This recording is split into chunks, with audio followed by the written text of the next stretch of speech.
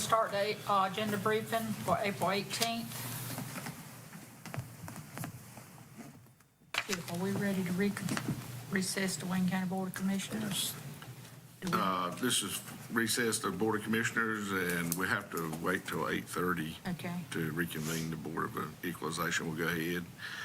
Of course, call to order Chairwoman Barbara Aycock. Invocation is Commissioner Bevan Foster. Pledge of Allegiance, Vice Chairman Chris Gurley. And then we have the approval of the minutes. Discussion and adjustment of the agenda. I don't think we have any adjustments at this time. Then we move into special presentations. Item number 2, motion to approve the 2023 May is Mental Health Month proclamation. Mrs. Emily Peacock will be here to read that again, as she does every year. Number 3 is a motion to approve National Volunteer Appreciation Week in Wayne County, and Sherry Archibald and is it Pilar Parks of the United Way will be here both to read that. Number 4 is the National Library Week proclamation and update on Wayne County Public Library by Donna Phillips and Megan Wilson. Number 5 is an update on Wayne Community College by Dr. Patricia Pfeiffer and Tiffany Creech, Director of Grants, Development, and Management. Moving on to the second page, to number 6, there was a presentation of the annual Juvenile Crime Prevention Council's budget and information on opioid addiction programs by JCPC Chairman Dustin Pittman. And then number 7 is an update on the CDBG Neighborhood Revitalization and the HMGP Hazard Mitigation Grant projects by Project Manager David Harris. And then we move on to unfinished business. And unfinished business will take us to approve a 3-party contract growing rural economies with access to technology. Great grant. This is the GREAT grant program between North Carolina Department of Information Technology, Infinity Link, FiberNet LLC, and the County of Wayne. I think, Andrew, you want to say a few words on that? I don't think we have an actual agreement from them. Good morning. If you remember, a couple of weeks ago, we approved the county match agreement, and that was an agreement between Infinity Link and Wayne County about how we would be paying our portion of this grant. We are still waiting on the 3-party GREAT grant agreement, and that's between the North Carolina Department of Information Technology, Wayne County, and then the ISP Infinity Net. We were told that we would have that by today in order to get that on the agenda. We followed up last week, and those have not been distributed by the state. The deadline for approval is May 4th. So we could still remove this from the agenda today if you want, and then set it for the May 2nd meeting, or excuse me, May 3rd meeting. Second, excuse me. Dates are running together. So that'd be the May 2nd meeting, and then we could approve it then. The other option is, and that's if you actually wanted to view what was in the contract and review it before approval. Always the other option is you could keep it on today's agenda and approve it subject to county attorney approval, as long as Mr. Parkin and I review I it. think that's the best thing to do, so we can keep moving forward, because this thing been dragged out long enough. Absolutely. But I will say, I've seen the template that the state has put out. I don't see any problems with it. The main thing was the match agreement, which you all have reviewed and you approved the terms. Most of the other stuff is just going to be more or less boilerplate language from the state of North Carolina that they're going to require as part of the grant agreement. So if you want to leave it on today, I would add subject to county attorney approval Gotcha. to that action. I'll be glad to do that. And we already have a budget amendment for that? Okay, so we wouldn't need that. Thank you, Andrew. All righty. Moving along into our consent agenda, we get into late applications for present use. There's 4 of those. You can see those scrolling across your screen. Take a moment to take a look. You can keep the main thing up. Haley, can we have it on the screen too, please? Thank you.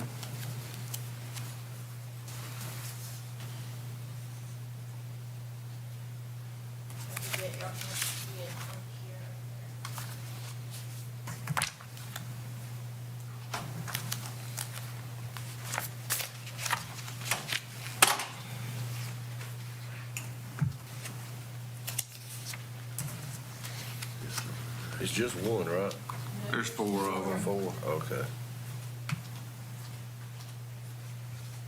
2 by the same owner. I ain't got my one.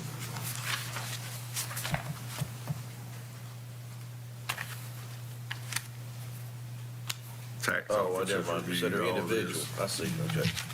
They're individual ones. I got it.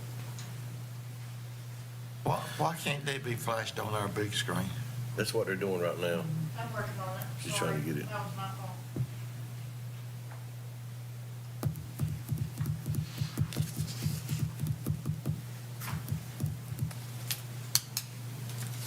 While she's working on that, Madam Chair, going back over here to this presentation by Dustin Pittman, Chip, have you had a conversation with him I on what have. his request is going to be? No, sir, I have not. Do what now? I have not. I have. I sat in a meeting, and it was based on them needing additional funding they didn't have to follow up with the programs that are needed. So I think that is definitely needed. So he's been making that request today? Yes, sir. Okay.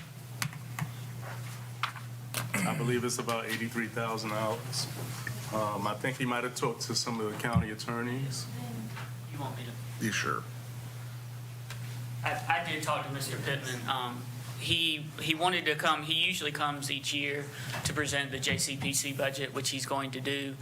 He reached out because they had 2 programs that they wanted additional funding for, and he wanted me to take a look at those. After reviewing those with him, those would qualify for opioid settlement funds, and I made that I informed him of that and gave him some background information on that. So my understanding is that they're going to try to pursue a request for opioid settlement funds to fund those two additional programs. They're early intervention programs, and I think he's got some more information on those today. But they would qualify for your settlement funds. But they would go before. The working group, Right, mhm. gotcha. That proposal would go to the working group. That's and nothing we do then- today then, okay, got it.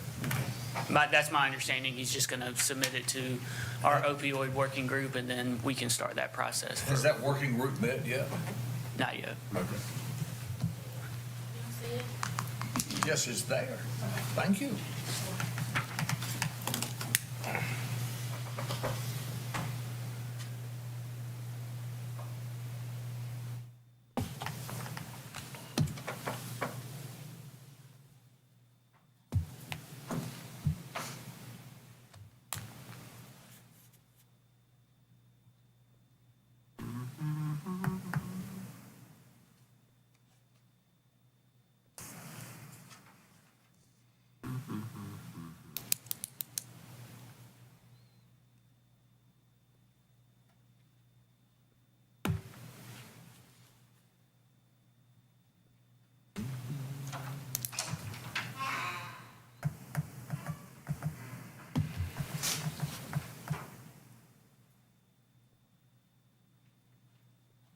Keep it, keep it rolling too. Okay. All righty, moving on to the next item, number 13, is the budget amendments, and I'll turn that over to Ms. Spain. Hey, enlarge that a little bit, Cal, if you don't mind. Well, maybe a little bit more. That's better. Okay, your first budget amendment is for the North Carolina courts. This is a state grant for the court pilot program. This is the second installment, year 2 of 2, we were part of a pilot court program that received $230,000 each year. This is the last fiscal year, and I believe they've received notice that they will not be renewing those fundings. So they have requested some budget amendments through the state, and the state approves that. And this budget amendment you have before you reflects those changes they requested of the state that were approved. So all of these expenditures have been approved by the state? Yes, sir.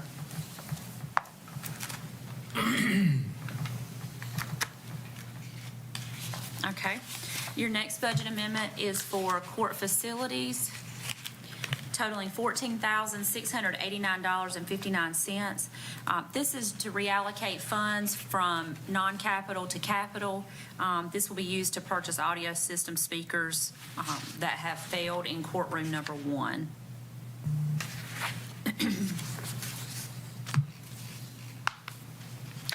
We have budget amendment number 453 for the sheriff's office totaling $29,667.85. This is anticipating insurance monies for a couple of vehicle accidents and to appropriate monies for repairs and maintenance to those vehicles. Your next one is also for the sheriff's office for $45,645, requesting to reallocate from office supplies non-capital to capital. This is within the seized property funding, and this will be used to upfit a drug van with surveillance equipment.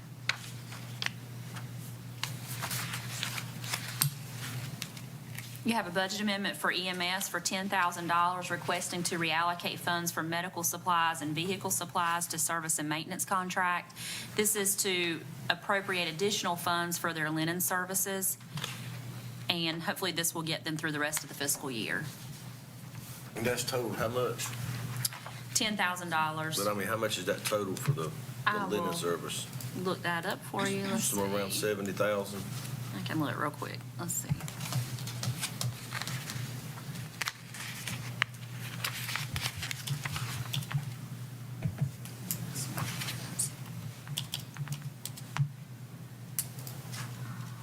Do they refurbish their linens, or do they go around to use, or? Yes, I thought they got a contract Great through big, the hospital with great big laundry sitting out there not being used. with a linen service that the hospital uses. They got barcodes on them and they roll through. And, That's what every user. yeah, they got to clean this every day.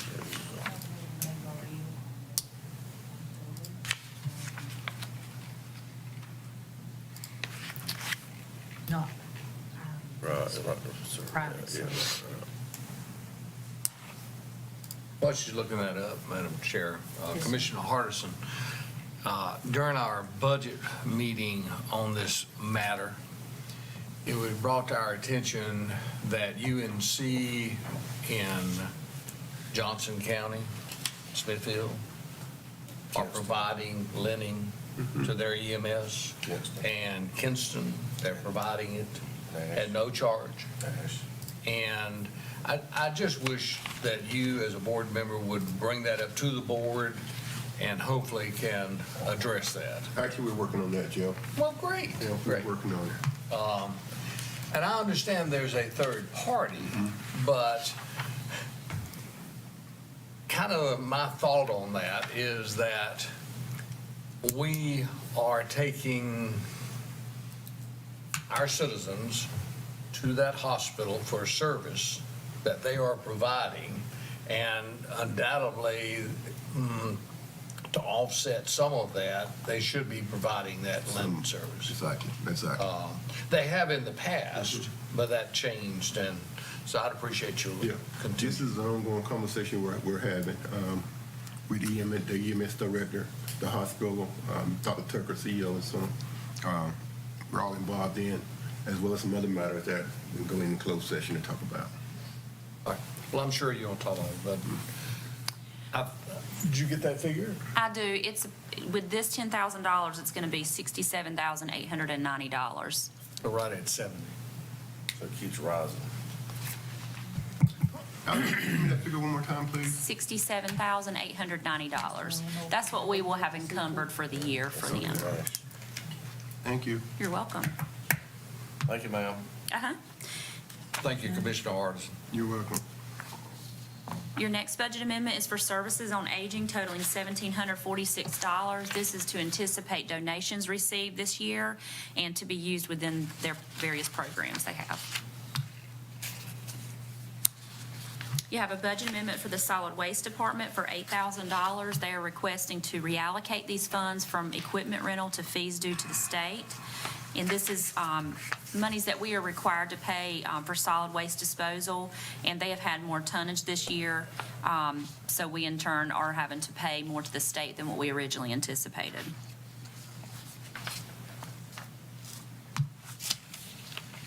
You have a budget amendment for the Jetport for $46,061. This is to anticipate additional revenues and expenditures for Avgas, and specifically, I believe the majority, if not all of this, is for the Wings Over Wayne Air Show, and the contract that we have with the base for that, for those 2 days. 2 or 3 days, however long it is. Your last budget amendment is for animal control for $20,000. This is to request reallocation from salaries and wages to overtime.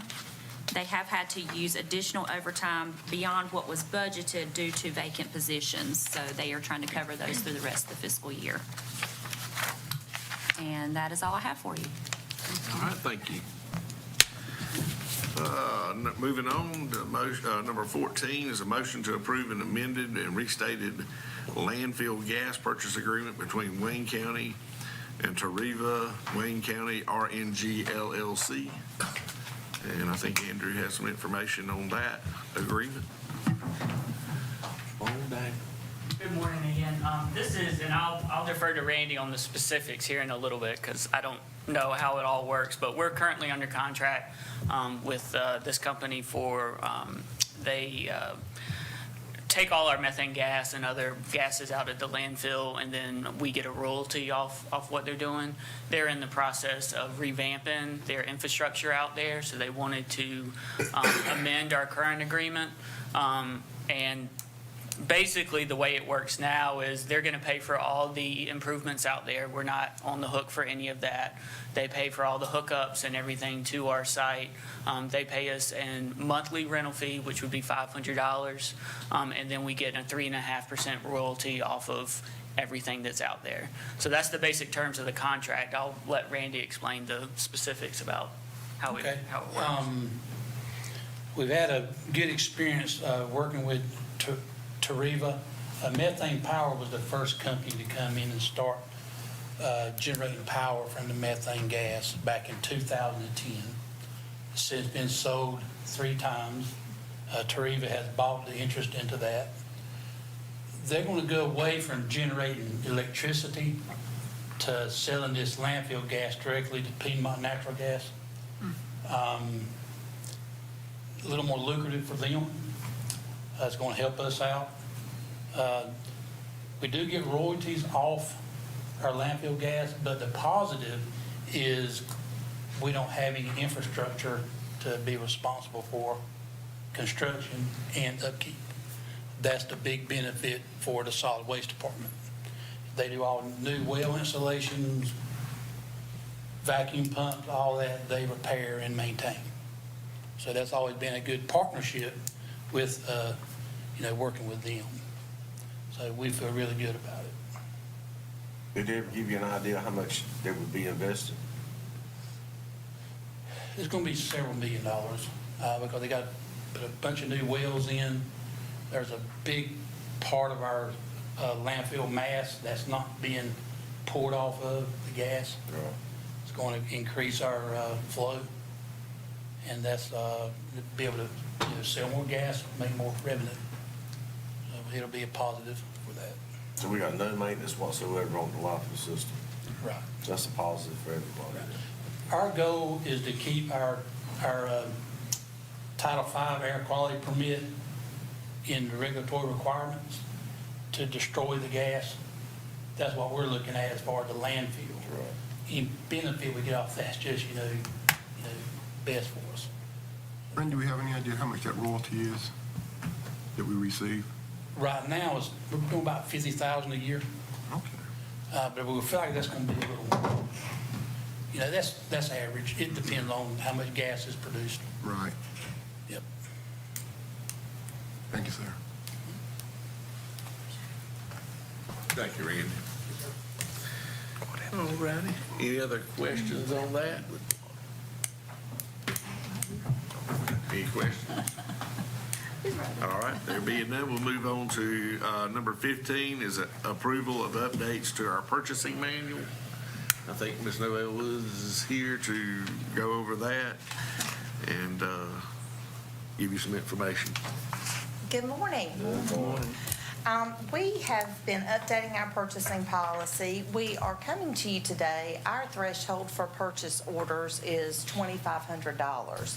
Right now, we require 3 quotes for those $2,500, and all other departments, we require 3 bids for, if they spend $1,000 or more, up to $2,500, we require them to get 3 bids.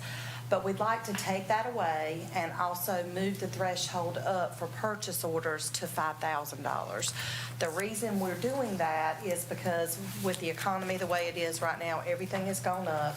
Also, with the lack of employment out there, we're struggling to be able to get those 3 quotes. So we would ask that if we could move the threshold up for purchase orders to $5,000, we require them to get 3 bids for those $5,000, and we would change that in our purchasing policy. The second thing that we're changing today is we're just updating our policies and procedures as far as our software. We moved from GEMS to Munis, and we're just updating our procedures as far as how they go about going into Munis. So that's really just for our employees. Madam Chair. Are surrounding counties in that threshold of 5,000 or 10,000, or where are they? The counties our size are between $25,000 to $5,000. And I've seen on the listserv, a lot of them are asking this, are putting it out there because they're looking at moving up as well.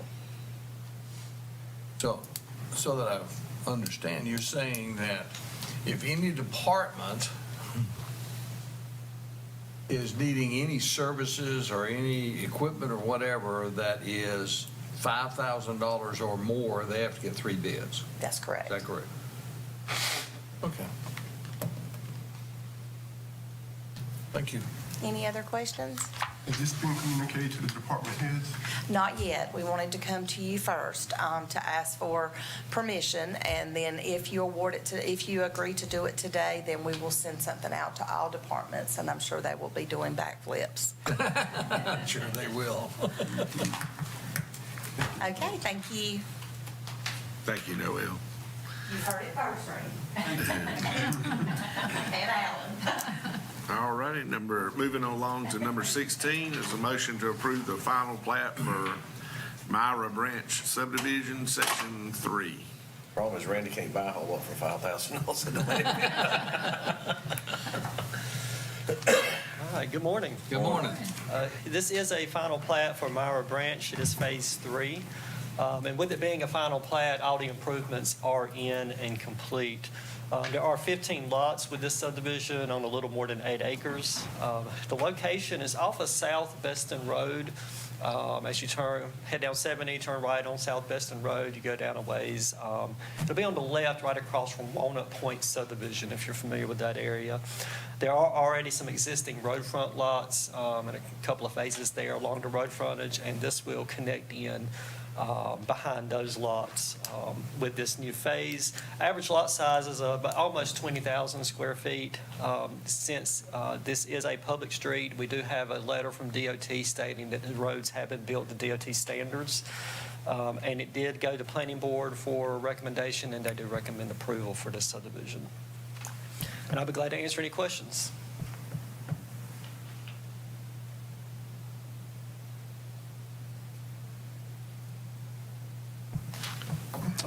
More residents in your district. Exactly. Thank you, Barry. Thank you. All righty, moving along to number 17 is a motion to approve the school resource officer contract with the Wayne County Board of Education fiscal year 2024-25. This is, if you recall, the last time we executed our SRO contract with the school board, it was a 2-year cycle, and so it's up for renewal.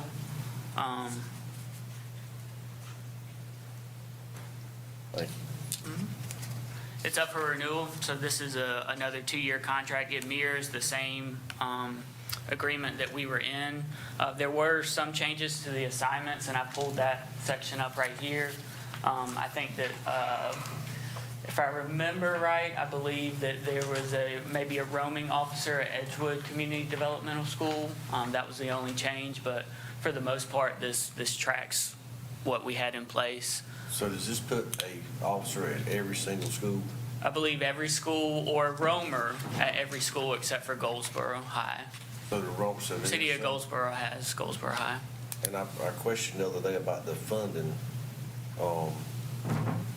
for, I always try to do this off memory, so what's our split with there's a grant amount and then there's a county amount? Yes, I think the grant amount is $709,756. And then we receive about 50-some thousand from central office for that particular officer. The schools pay for that out of their budget. The 709 may be including the 50. It might. And then we cover the rest. Right. and it ends up costing us, About double that, because. About 1.5. Right. so we pay about $750-ish. And really, schools. our cost goes up each year because that grant amount has not changed in the last several years. All right, that's what I'm getting at. They're Yes, sir. supposed to have passed, and I'm going on memory too, somewhere around $7 million for school resource. I reached out to Dr. Harrell about that because I reviewed the House budget that has been proposed and I didn't see anything in there. And I reached out to Dr. Harrell. He was not aware of any Okay. allocations. So I don't know if that's going to be in the Senate budget or if that's another bill that we're just not familiar with. Okay. I reached out to Senator Perry, and he said it should be in DPI, Okay. so we're just checking. If it's not, then I need to call him back so he can follow up. Thanks, sir. Mhm. But that the purpose of that is to try to get a school resource officer in every single school and take out the roaming part. Right. Mr. Manager, Yes, sir. at some point, I'd like for the sheriff or whoever's in charge of the school resource officers to come up here and give us a report exactly what the duties of the school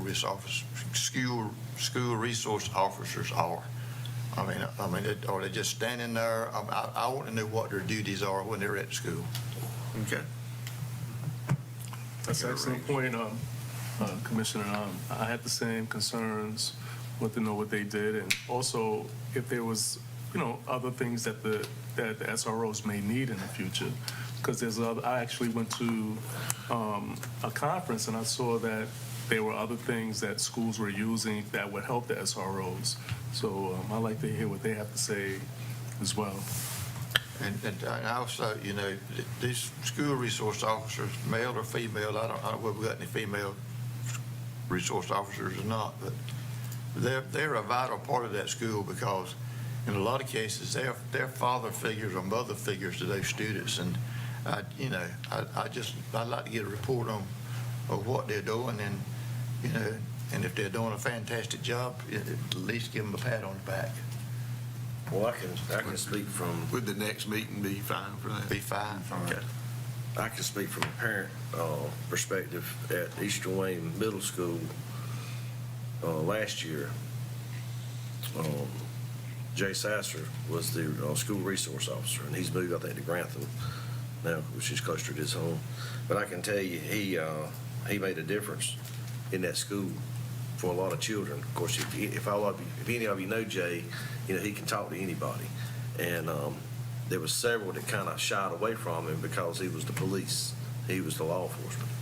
And he kept on, interjecting with them. And within 3 weeks, they were in a conversation.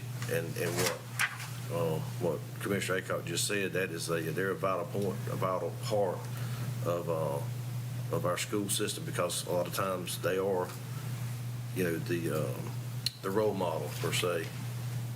And Jay done a great job improving that at Eastern Wayne Middle School. So, and I'm sure there's others, but that's just the personal thing that I know of. Right. We'll make arrangements to get them in at our next meeting. We sure will. It's 8:30, so it'll be time to recess this and open our Board of Equalization. Okay. Madam Chair. Recess our Board of Commissioner meeting and reconvene our Board of Equalization and Review. And I think we have one commissioner that needs to be, yeah. If you would like, or I can just hand it to you, whatever you would prefer. Do you want to walk over to the podium, or are you good right here? I'm good right here. Okay. If you will, whenever I say "I," if you'll state your name. I Philip Larson, Jr. do solemnly swear or affirm that I will support and maintain the Constitution and laws of the United States and the Constitution and laws of North Carolina, not inconsistent therewith, and that I will faithfully discharge the duties of my office as a member of the Board of Equalization and Review of Wayne County, North Carolina, and that I will not allow my actions as a member of the Board of Equalization and Review to be influenced by my personal or political friendships or obligations, so help me God. Thank you. Thank you.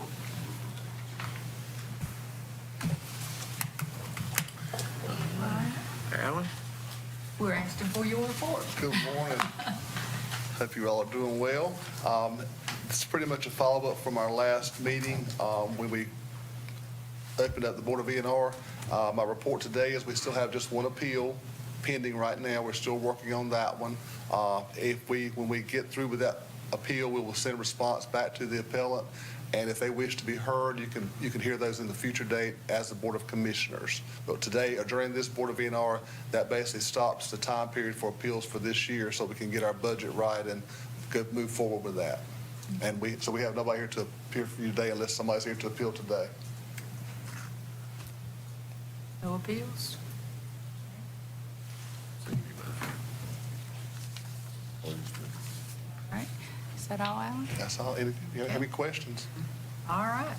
We will adjourn the Board of Equalization and Review. Thank you, ma'am. Thank you, Alan. Yeah. All right, we will reconvene our Wayne County Board of Commissioners meeting for April 18th. All right, thank you, Madam Chair. Back to item number 18 is a motion to approve a lease agreement with the Pikeville Pleasant Grove Volunteer Fire Department for the Wayne County Sheriff's Office Mobile Command Center. That is a temporary lease that we are filling so they can store this mobile command center at Pikeville Pleasant Grove until we can get our own storage solution constructed at our 117 North Campus. The height of the vehicle is the main reason we're having to go to this facility. It requires a 14-foot door. So I'm asking that be approved. Is there any questions on that?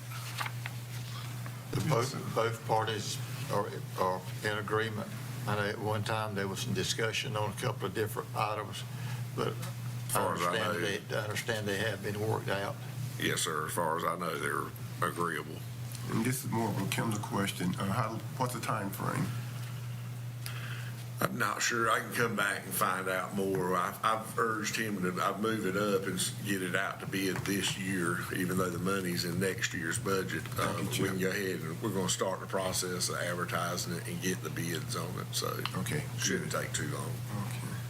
Okay. And I would also like to say kudos to Pikeville Fire Department, because there's been a couple of more locations than mentioned, but that's about as centrally located in the county for that piece of equipment. And, you know, what the county's got involved in it, this building, this piece of equipment has got to be maintained inside of a building. And I understand that it has already been used one time on a call, and as far as I'm concerned, this is some of the most well-spent money that Wayne County has spent in a long time. Yes, sir. Unfortunately, it has been already used. I think that we're going to have it after our meeting downstairs on Ormond Street for you all to take a visit to it and look it over. Any other questions on 18? If not, we'll move to 19 as a motion to approve the minimum housing code enforcement agreement between Wayne County and the village of Walnut Creek. And this is, don't have any information on it, but Do you know a little bit about this? Steve Stroud with Inspections reached out to me a couple weeks ago. The Village of Walnut Creek has a couple properties that do not meet their minimum housing code standards, and they want to move forward with condemning those properties. They do not have the staff in order to do that, so they wanted to contract with the county for Steve Stroud and his people in Inspections to provide those services. We do something very similar for Fremont. When Fremont needs assistance, we have an agreement in place with them as well. This mirrors that agreement.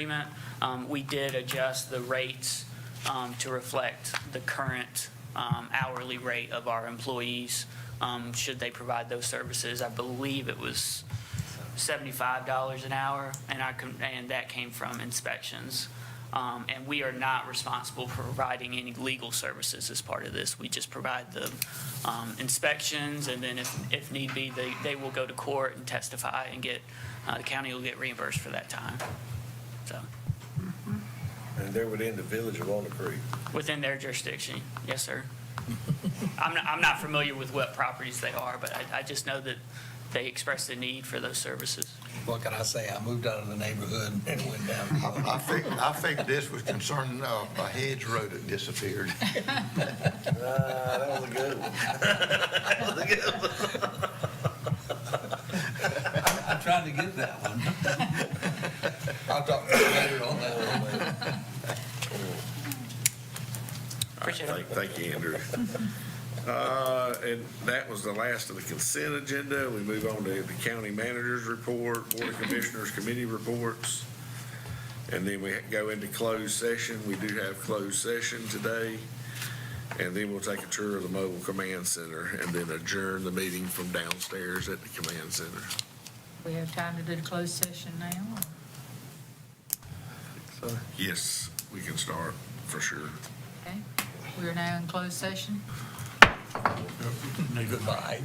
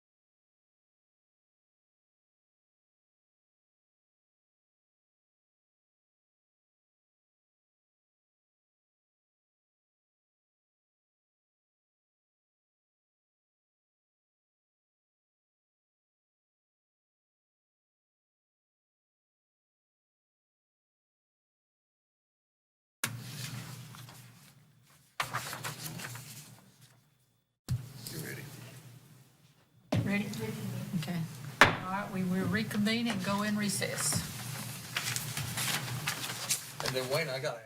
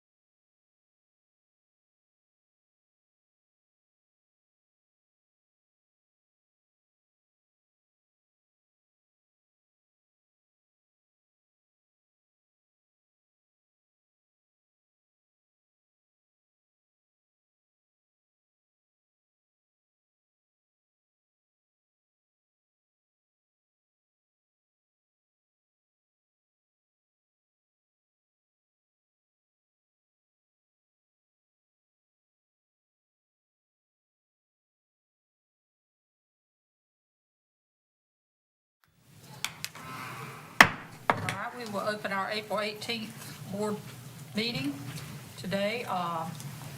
Invocation will be Commissioner Williams. Let us bow our heads, please. Lord Father, we thank you for having all of us here today, Lord God. We ask that you watch over Wayne County and Goldsboro and all the individuals that lately have been through such hard times when it comes to violence, Lord God. We ask that you bless their families, Lord God, and that you bless the communities and you allow the communities to come together and start to work on the issues that are affected in their communities, Lord God, because as we know, it's a community issue. It's not just a elected official issue, it's a community issue. So we ask that you cover those families. We ask that you cover us all here that are sitting in this room today, Lord God, and allow this board to make proper decisions. In Jesus' name we pray, amen. Pledge allegiance will be Commissioner Chris Byrd. Let's face the flag. I pledge allegiance to the flag of the United States of America and to the republic for which it stands, one nation, under God, indivisible, with liberty and justice for all.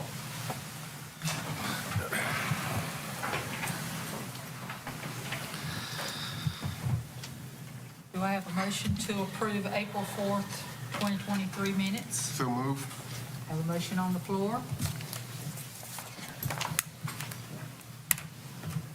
You can vote. I get this thing, huh? Bring it up.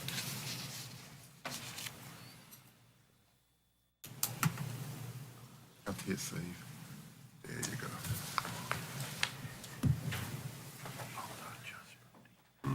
Commissioner Williams, did yours pop up for you today? I apologize for All right. Thank And you. that motion passed. All right. Mr. Carpenter, do we have any adjustment to the? Yes, ma'am. Under unfinished business number 8, motion to approve a 3-party Growing Rural Economies with Access to Technology grant agreement between North Carolina Department of Information Technology, Infinity Link FiberNet LLC, and the County of Wayne. Would like to add that's subject to county attorney approval. And that's the only So adjustment. moved. Madam Chair, I'd like to make a motion that's subject to the county attorney approving the contract. Thank you. Mr. Williams? Okay, you can vote.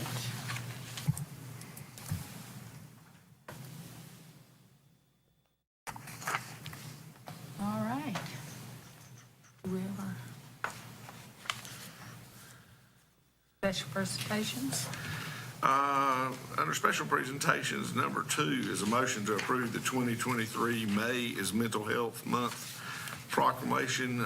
Miss Emily Peacock was supposed to be here to read it. I do not see her. Would one of you all like to read it, or would you like for me to read it? You can read it. Okay. Let me get to it here. North Carolina, Wayne County, May is Mental Health Proclamation 2023, whereas mental health is essential to everyone's overall health and well-being, and whereas all Americans experience times of difficulty and stress in their lives, and whereas prevention is an effective way to reduce the burden of mental health conditions, and whereas there is a strong research that animal companionship, humor, spirituality, religion, recreation, social connections, and work-life balance can help all Americans protect their health and well-being, and whereas mental health conditions are real and prevalent in our nation, and whereas with effective treatment, those individuals with mental health and other chronic health conditions can recover and lead full, productive lives, and whereas each business, school, government agency, healthcare provider, organization, and citizen share the burden of mental health problems and has a responsibility to promote mental health wellness and support prevention efforts. Now, therefore, the Wayne County Board of Commissioners does hereby proclaim May 2023 as Mental Health Month in Wayne County. We call upon the citizens of government agencies, public and private institutions, businesses, and schools in Wayne County to recommit our community to increasing awareness and an understanding of mental health, the steps our citizens can take to protect their mental health, and the need for appropriate and accessible services for all people with mental health conditions. Barbara Aycock, Chairwoman, Wayne County Board of Commissioners, attested by Carol Bowden, Clerk. Madam Chair, I move adoption. All right, we have a motion on the floor to adopt the May Mental Health Month proclamation. You may vote. All right, All right, Number thank three. you, Madam Chair. Moving to the next one, number 3 is a motion to approve the National Volunteer Appreciation Week in Wayne County. And Sherry Archibald and Pilar Parks of the United Way are here to read that motion. morning. Thank you. Good morning. Good morning. It's a privilege to be here before you this morning and share the proclamation. Whereas a sense of caring and a desire to share have motivated many men and women to volunteer their time and services to the needs of others in the Wayne County community. And whereas volunteers help the sick, the needy, the disabled, and enrich our lives through the arts, recreation, and cultural activities. And whereas Wayne County has many dedicated volunteers who give their time and expertise on boards, committees that benefit our citizens. And whereas volunteer action is a powerful force for the solution of problems, and volunteers are increasingly recognized as an important partner with governmental agencies. Whereas volunteers have become an essential part of any prosperous community, and volunteer services help expand programs and stretch our tax dollars. Whereas Governor Roy Cooper and the Volunteer North Carolina recognizes volunteers across the state for their contributions to each 100 counties. And United Way of Wayne County will recognize those recipients and all volunteers at the Paramount Theater today, April the 18th at 5:30 p.m. Now therefore be it resolved that the Wayne County Board of Commissioners hereby proclaims the week of April the 16th through the 22nd, 2023 as National Volunteer Appreciation Week in Wayne County, and urges all citizens to recognize and thank our volunteers across this country and within Wayne County as we acknowledge the importance of our volunteers and take the time to officially thank them for all that they do. Adopted on this day, the 18th day of April the 23rd, 2023. Thank you, Sherry. Do I have a motion on the floor to approve the National Volunteer Appreciation Week in Wayne County? Madam Chair. We have a motion. All 3. All three. Madam Chair, I'd like to make a motion that we approve National Volunteer Appreciation Week in Wayne County. Have a motion on the floor.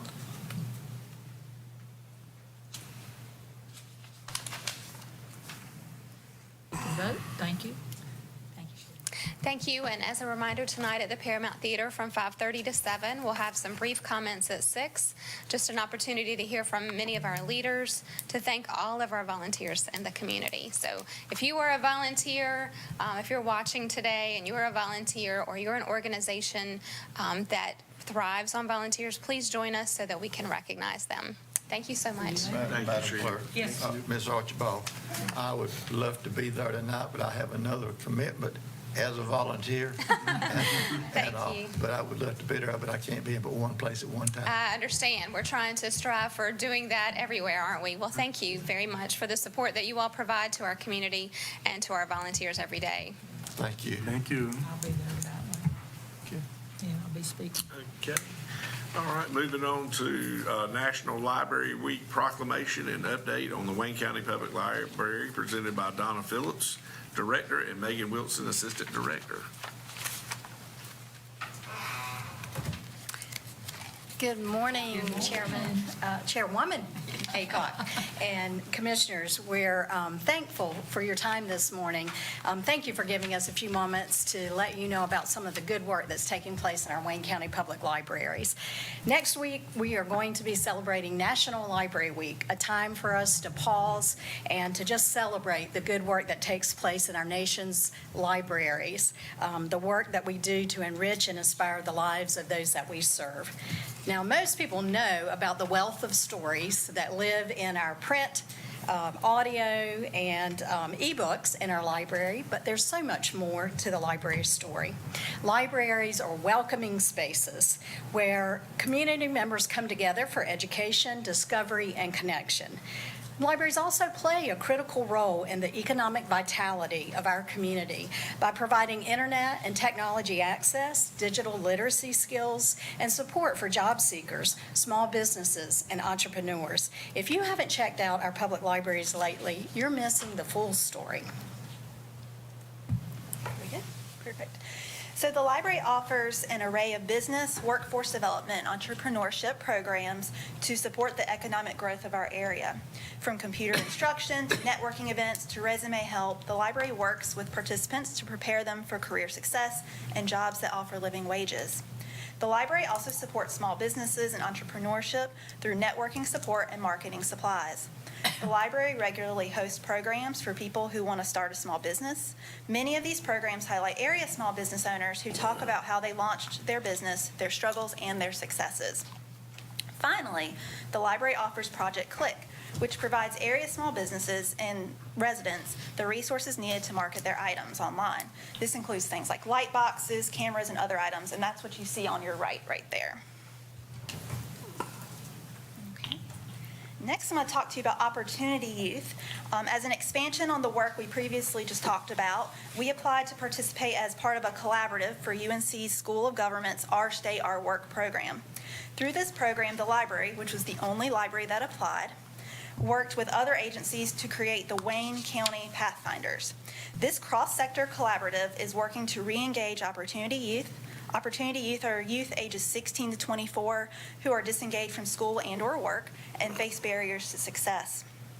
This collaborative's goal is not only to re-engage these youths, but to set them up for success in living wage employment by leveraging existing assets, aligning supports, and increasing equity.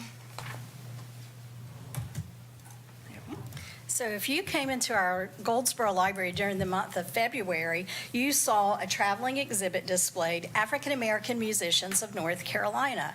This interactive display featured a variety of artists and genres of music that call North Carolina home.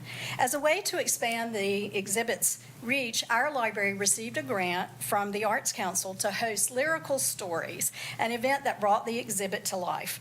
Working in partnership with Wayne County Public Schools, in March, 2,600 4th and 8th graders from 23 schools here in Wayne County visited the Maxwell Center to learn about funk, gospel, hip-hop was a favorite, Piedmont blues, jazz, and soul, or maybe it was funk. On Saturday, April 29th, the end of this month, the library will once again host Dia de los Niños, Dia de los Libros, Day of the Child, Day of the Book. And this event offers an opportunity for families to experience different cultures through dance, storytelling, and other engaging activities. The goal of the program, of course, is to help build global understanding.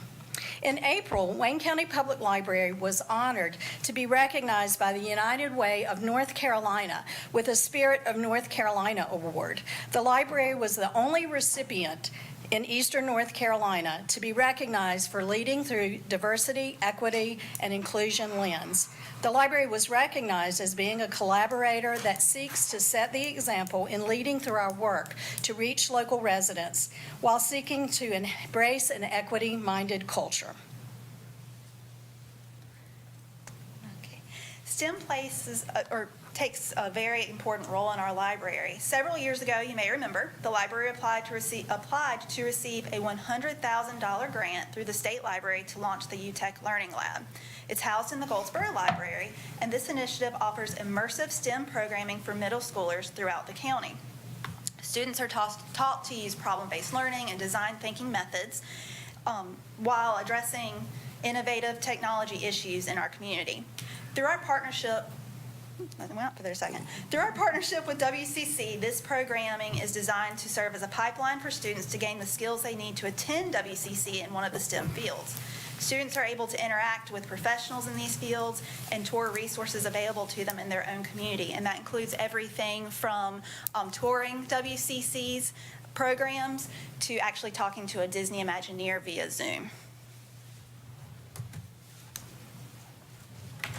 Recognizing that learning begins long before children enter kindergarten, our public libraries are intentional in providing parents and care providers with early literacy resources and children's enrichment activities and training to help parents learn strategy to support their children's learning. By providing a wide range of materials and activities, our libraries help lay a strong foundation for children's future literacy success by fostering in them a growing sense of imagination, an enjoyment of reading, and an enthusiasm for learning. And the library offers educational support for children throughout their primary and secondary education. The programs and services the library provides are essential as they can assist in ending intergenerational poverty, close the achievement gap, and reduce high school dropout. If we and others do not do this work, the result will be that our community's youth will not be prepared to compete in the global economy, participate in higher education, or enter military or civilian service. Through civic engagement programs, our public libraries bring community members together to solve problems, and in doing so, promote the quality of our community. Public libraries also support lifelong learning by providing diverse and relevant learning experiences. And we facilitate informal and peer learning by creating spaces and networks where people share their experiences, insights, and passions. So that wraps up our presentation. That's only a few of the things that our library offers this community, from electronic resources to physical resources to programming and services not mentioned here. The library's mission is to bring people together to explore, discover, and connect. Our goal is to empower the community to learn and grow and allow the residents of Wayne County to reach their full potential. So now we have a proclamation to share in honor of National Library Week. Whereas libraries provide the opportunity for everyone to pursue their passions and engage in lifelong learning, allowing them to reach their potential, and whereas libraries have long served as trusted institutions for all members of the community, and whereas libraries strive to develop and maintain programs and collections that are as diverse as the populations they serve and ensure equity of access for all. Whereas libraries adapt to the ever-changing needs of the communities, continually expanding their collections, services, and partnerships. And whereas libraries play a critical role in the economic vitality of communities by providing internet and technology access, digital literacy skills, support for job seekers, small businesses, entrepreneurs, and whereas libraries are accessible and inclusive places that promote a sense of local connection, advancing understanding, civic engagement, and shared community goals. And whereas libraries are cornerstones of democracy, promoting the free exchange of information and ideas for all. And whereas libraries, librarians, and library workers are joining library supporters and advocates across the nation to celebrate National Library Week. And now, therefore, be it resolved that the Wayne County Board of Commissioners proclaims National Library Week, April 23rd through 29th, 2023, and encourages all residents to visit their library to explore the wealth of resources available. This 18th day of April 2023. Signed by Barbara Aycock, Chairwoman, Wayne County Board of Commissioners, and attested by Carol Bowden, Clerk to the Board. Madam Chair, Yes, sir. I'd like to make the motion that we approve National Library Week proclamation. Thank you so much. Madam Chair, before you vote on that, just a few questions. Sure. Really appreciate what you're doing for the community and especially for the kids. But do you get any grants or any type of funding from the Department of Public Instruction? We have not received grants from the Department of Public Instruction. Primarily, our grants come through Library Service and Technology Act grant, which are federal dollars that flow through our state library. But we also look all the time, and now we have the grant writer who is helping us. So we also look for grants from the National Endowment for Humanities, for example. The Arts Council, you heard us say we got a grant from there, and other places such as that. Just because we got a grant writer, keep doing the good work that you've done in the past. Thank you. It's really well received. Great presentation, ladies. Thank you. Thank y'all. Thank you. They do a great job. We have a great library system here. appreciate the money that, and the efforts that's been put into it from this Board of Commissioners for a long time. If you go to other communities, you'll appreciate what we do have here. So, with that being said, we'll move on, I think, missing number 5. So we'll move ahead to number Let's hit on that one just a little bit. Okay. I do know they've got something going on at the college this morning. I don't know whether that was a conflict with Dr. Pfeiffer and Tiffany being here or not, because I was also supposed to be at that event, but this Board of Commissioners meeting is the one I was elected to, so that's the one I felt like was most important. But if I could, Madam Chair, just touch on a couple of things that I did touch on at the last meeting. Yes, sir. And I would still like for Dr. Pfeiffer and Tiffany to come at a future meeting. But as I mentioned at the last meeting, they're doing a fantastic job at the college. And first of all, I'd like to thank this board for, at our last meeting, providing the possible funds to complete the continuing education project out there, because that's going to be a great asset. And if you ride by out there in the mornings or in the afternoon and see the number of public school buses that's out there that are transporting students to Wayne Community College, that speaks a lot for those young people to still be in high school but want to reach out and take college courses. That's going to produce some great citizens for Wayne County and Eastern North Carolina. But back to Dr. Pfeiffer and Tiffany. As I mentioned at the last meeting, Tiffany's doing a fantastic job at grant writing. She applied for 31 grants last year, fiscal year 22-23. She applied for 23 grants, received 27 of them. And of those 27 grants, the grants brought in $5,670,915. That's a fantastic figure for someone to go after that many grants and be approved with that many. And also for this year, 23-24, so far, she's already received $41,000 in grants, and has 2 more grants pending, and they may have been approved since the last meeting. I'm not sure, but 2 more that's pending. That's another $410,000, and it's just kudos to that staff at the college and especially Tiffany for going after those grants, because all of the grants that she is receiving is just that much money they don't have to come before this board to ask for. And I just pat them on the back, and I wish they could have been here today, but I'd still like for them to come at some point, and they could do a much better job in presenting this than I can. And thank y'all. Commissioner Aycock? Yes, sir. I also know that they're having a job fair today at Wayne Community College. So anybody that's listening, if you're looking for employment, make sure you go there. The ice storm is there as well, looking for some employees for the summer. So, thank you. We'll reschedule them for another meeting and have them back. Please, thank you. Absolutely. All righty, moving on to number 6. It's a presentation of the annual Juvenile Crime Prevention Council JCPC budget and information on opioid addiction programs by JCPC Chairman Dustin Pittman. Good morning, Commissioners. By way of introduction, I do this every year, but I'm going to do it again this year.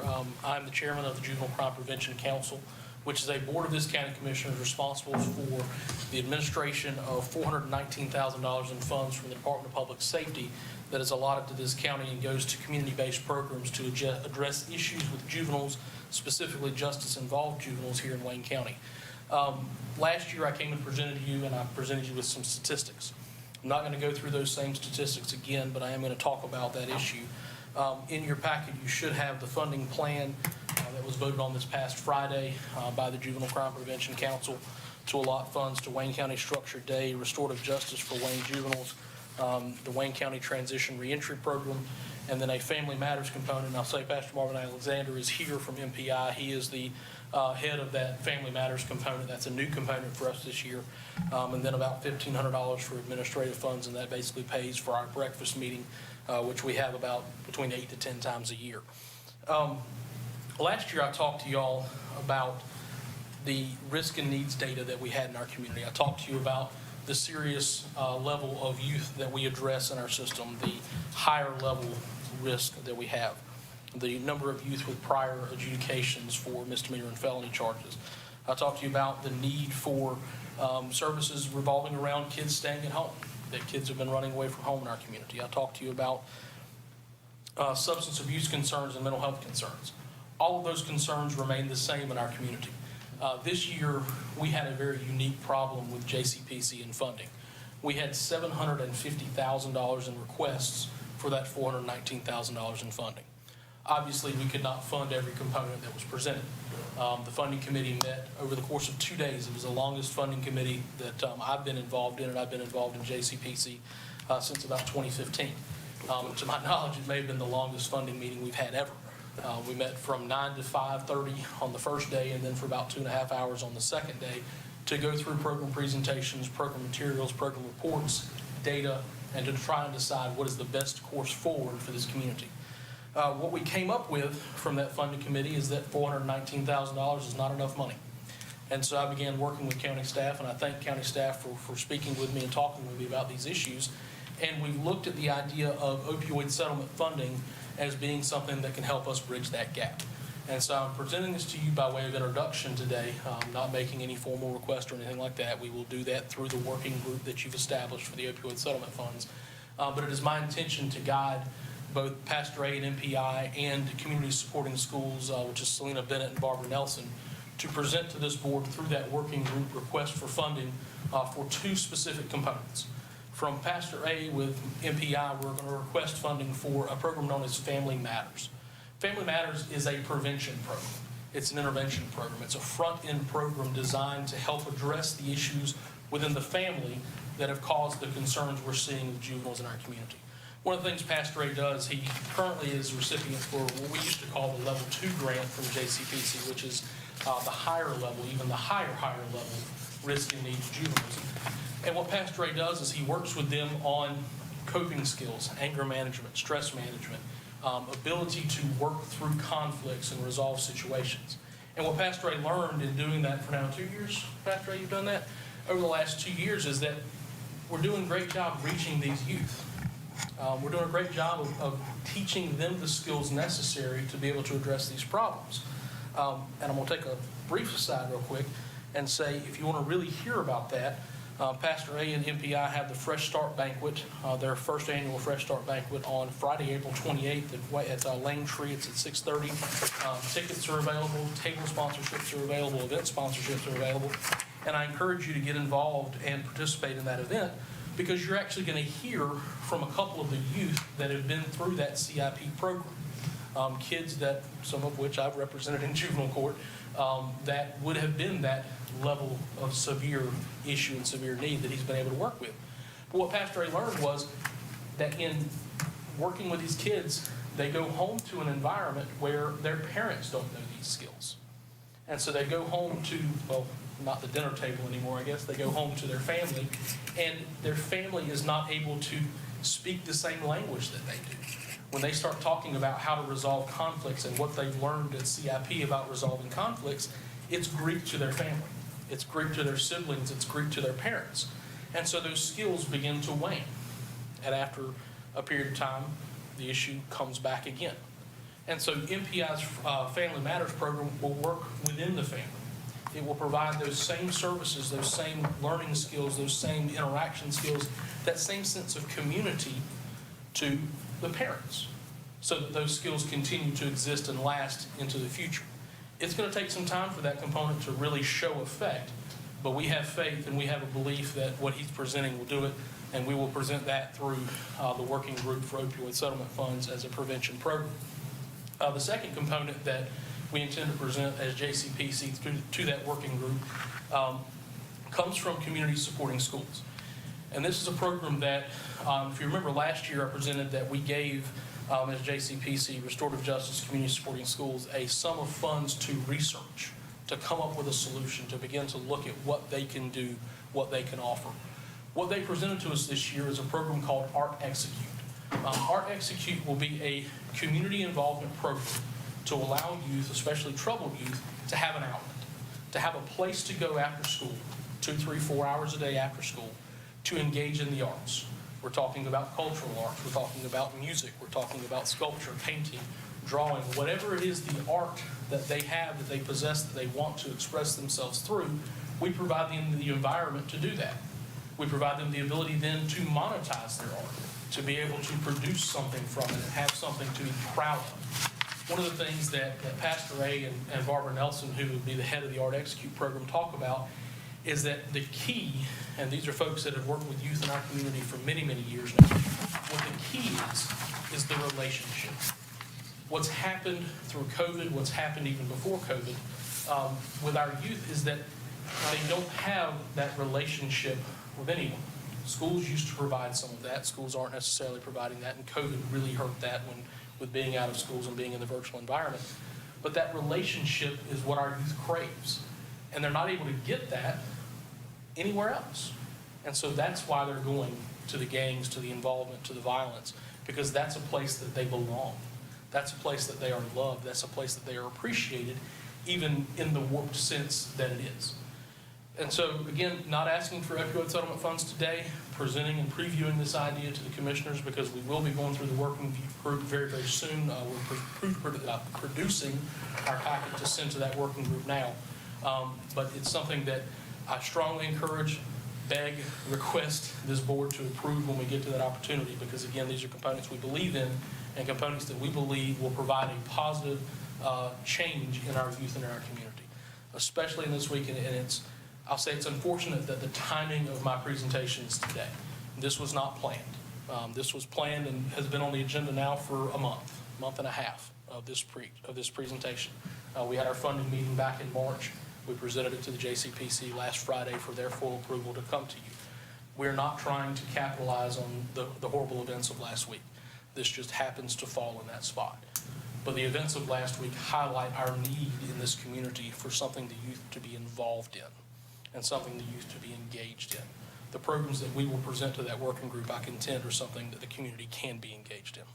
So if I have any questions, I'm happy to answer them. I thank you for your time. Madam Chair, I got a question. Yes, sir. Dustin, on the Art Execute, have you got a venue for that to take place at, or is that? They have a couple different places they've looked at.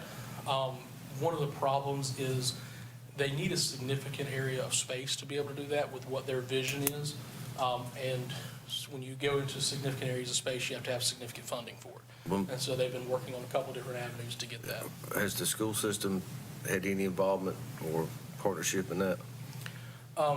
Some, but not in terms of space, if that's what you're asking. They've had some involvement. And this will be after school, correct? Yes.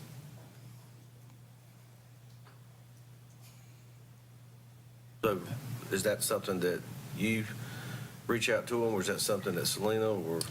It's something that that Selena and her team would reach out to as they begin to develop. And they've got a great relationship with the schools through their other components that are engaged. Well, they've got probably the biggest or the largest buildings that we have in the county per se. That's I need to encourage the school system to partnership, because it's going to directly, affect them as well. Yes, we did have some, our chief court counsel this week did meet with the interim superintendent and had some very positive conversations about a couple different issues that we're facing through juvenile justice, through JCPC, and so we hope to be able to build on that in this stage. It's obviously difficult when you've got an interim superintendent to be able to get anything long-term going, but we're trying to begin to build that relationship with the new. I would think the board members would be engaged in this conversation. I mean, most of these are school-age children.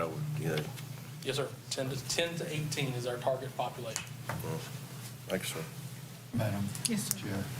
Chair. Dustin, I want to commend you on, I hadn't known you all that long, but it didn't take long to figure out you were very passionate in this. And, it's such a shame. You can turn on any TV network, it doesn't matter if it's the liberal channels, the conservative channels, or any of them, and the crime rate that they're reporting, and it's so sad. A lot of them are young people. Yes, ma'am. And it's such a shame. And the programs that you're involved in you're not going to save them all. But if you can just save a percentage of them, it will be so beneficial to society and for their lives too. But it's just heartbreaking to see the number of young people that are involved in crime, and it does fall back to their home life a lot of times. Not all the time, but most of the time. But again, I want to commend you on it, and that kind of goes along with a program that Commissioner Williams came up with last year, our youth program for the students to during the summer giving them county jobs and actually paying them for it. We're not going to save all of them, but if you just save a percentage of them, it's money well spent. And I just want to commend you and your group on trying. I know you get frustrated sometimes, but just look at the ones that you've pulled through, and that's the shining light at the end of the tunnel. Sir. Thank you. I know Mr. Pittman also, it seems like they're getting younger, Yes. committing crimes. That's the scary part. They're just getting younger. Used to you'd see teenagers, or higher, but now this is 10 and 12-year-old children doing violent So crimes. I've been representing juveniles in this community for 11 years. It's one of the things from the first day that I started practice of law here. I started before I was in Wilson and Greenwood before I came here, but when I started here, I was in juvenile court. This past February, I represented an 11-year-old in juvenile court, and that's the first time in my career I've represented an 11-year-old in juvenile court. So yes. Madam Chair, Yes, sir. when you meet with the working group Yes, sir. and request your funding, are you requesting it on an annual basis or over several years? And the reason I ask that is anytime you start a new program, undoubtedly you got issues in regards to upstarting.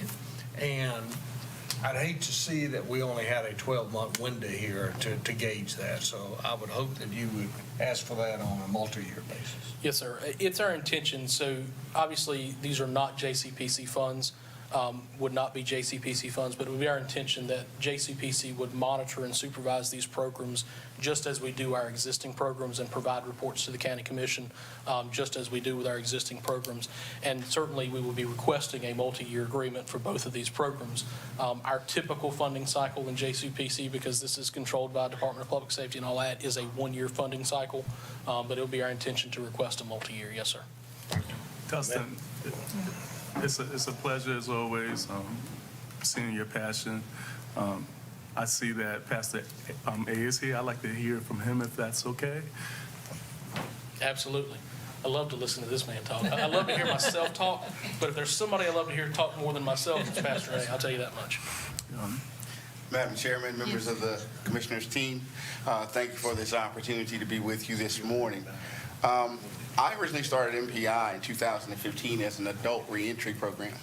That program had a lot of success to the point that one of our speakers at this year's banquet will be a graduate from that program who turned himself around. He now owns the Andes on Spence and has been approached to purchase another one. He has also recently gotten married. So we've gone from a possible 10 to 15-year stint to now an upstart and upstanding member of this community, bringing resources back in. 2 years ago, we switched over to the juvenile population. After several years of requests and having to think through it, I said, okay, that was the best move that we could have ever made. That is the best investment of our efforts into Wayne County we could have ever put into place. We have a program that is made up of three-pronged components. That is the structure, because they all come with some type of court-related matter, whether there's an adjudicated crime or a crime that is on diversion and sitting to the side or on probation. So that's the first piece. The second piece is I'm a practicing fee-based pastoral counselor here in North Carolina under supervision. I'm also in the process of working on my licensed clinical mental health counselor license that I will complete in this December. So we also have therapeutic component in there as well. The ACEs that are involved with these children, the adverse childhood experiences, are so significant so significant that they drive a lot of what is happening. And our third component that we're looking to try to add into this is family. Because the reality is, as Mr. Pittman stated, we can program them or give them programming all we can. But if they're going back home, and if that way of thinking that we try to, how can I say, shape and remold is being pushed back to the way it was, then we're kind of spinning our wheels. We have proven to be one of the most successful intensive intervention programs within Eastern North Carolina, and we've only been doing this 2 years. I was also asked to present to the NCDJJ team for a training on what our model is. And that was quite an honor and something that has not been seen within this area.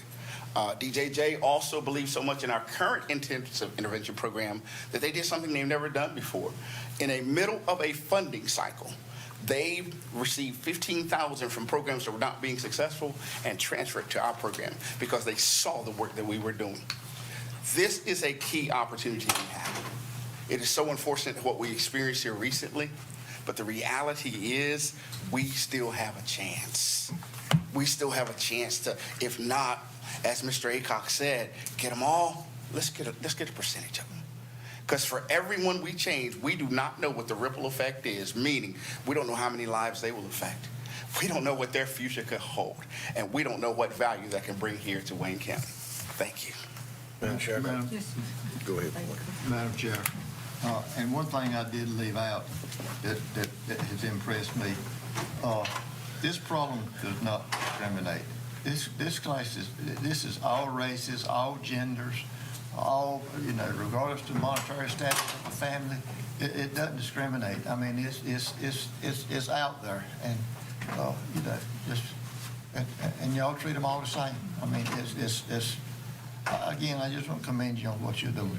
Now, to start with, 2 years ago, I wasn't sold on this program, but y'all have sold me on it. Thank you. Madam Chair, Dustin. Yes, sir. I'm going to piggyback on what Joe spoke about a while ago, Commissioner Daughter, excuse me. The multiple year need for the money, we need to capitalize or utilize the facilities that we already have so we don't have to spend that money renting places. So like I said, I would strongly encourage or suggest that we reach out to the county school system and partner with them, because it, like I say, it directly affects them in their everyday school environment. Yes, sir. Thanks, sir. Any more questions, Mr. Pittman? Thank you, Dustin. Thank you so much. Thank you all. Very enlightening. Always fun being here. Thank you. Thank you, Dustin. We're lucky to have a great program. We're lucky to have these gentlemen working on this important issue. And we've tried to do all we can do to help. Moving on to item number 7 is an update on the CDBG neighborhood revitalization and the HMGP buyout projects by project manager David Harris.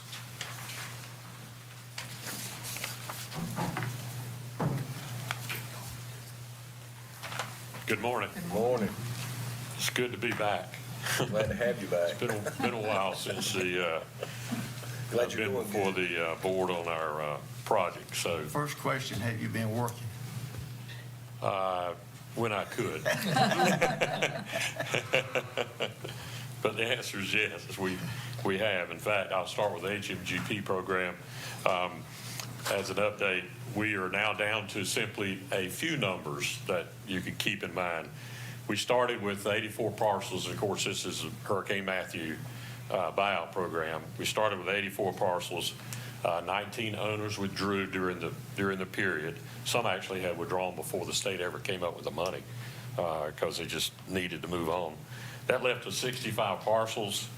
All those 65 parcels were bid out for demolition, for clearance. 51 of them the house has been demolished, lots have been cleared, and we're now down to 14, which is underway now. Slight delay in the state providing the asbestos removal permits, a process that would normally take 2 to 3 days We're now waiting on permits that were submitted over 30 days ago. But with 2 contractors working, we will have that finished and anticipate that they'll have that finished in May, June at the latest. Our objective is to finish everything by the end of the fiscal year, just be done, all the activities. They actually extended the grant into 2004, if you can believe that. But we sort of had enough of Hurricane Matthew and HMGP. We really want to get the projects closed out. And there are 2 local contractors that are doing it. They've done the work before.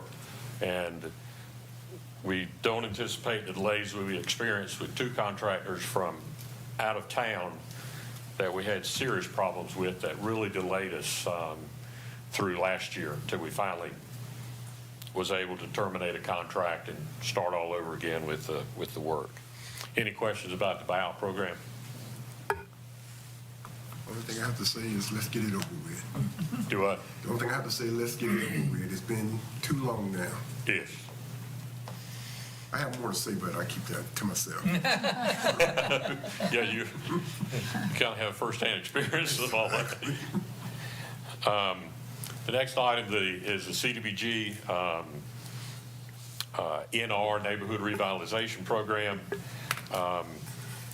That project is in the Rollingwood community. Let's see, where's my list? It is set up for, we've got housing replacement and repair that's included in that, plus the drainage work.